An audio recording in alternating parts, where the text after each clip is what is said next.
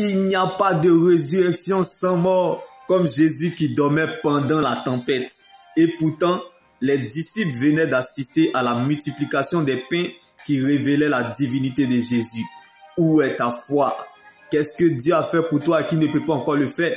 Alors laisse ces épreuves te propulser plus haut comme l'aigle, car l'aigle ne regarde pas la montagne, il voit au-delà de la montagne.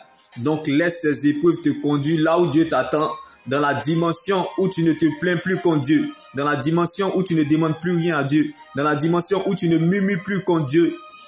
Car Lazare était dans la tombe, mais la révélation n'était pas dans la tombe. Un mort ne réagit pas.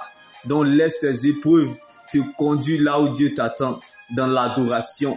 Car c'est dans l'adoration que se découvre la profondeur de notre victoire.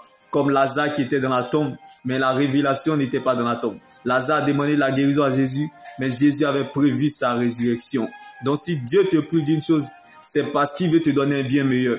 Lorsque tu as l'impression d'être dans les ténèbres, c'est que tu es dans un puissant moment de transformation comme la résurrection de Lazare.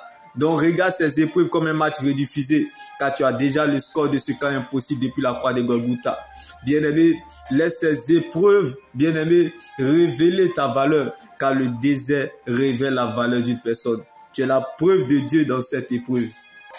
Quand tu sais, on ne peut plus rien faire pour toi, mais c'est ce que tu ignores qui peut t'emmener très loin. La parole de Dieu est la seule tête solide sur laquelle nous pouvons nous tenir. Donc si cette situation refuse d'entendre le langage humain, elle entendra le langage divin, comme Jésus a parlé à la situation. La présence de Dieu est capable de changer la situation en adoration et tes prières en louange. Donc bien-aimé, médite la parole. T'emmènera à changer cette situation en adoration et tes prières en louange. Un mort ne réagit pas. Un mort ne loue pas Dieu. L'Éternel te veut vivant. Que tout ce qui respire loue l'Éternel, car Dieu siège dans la louange.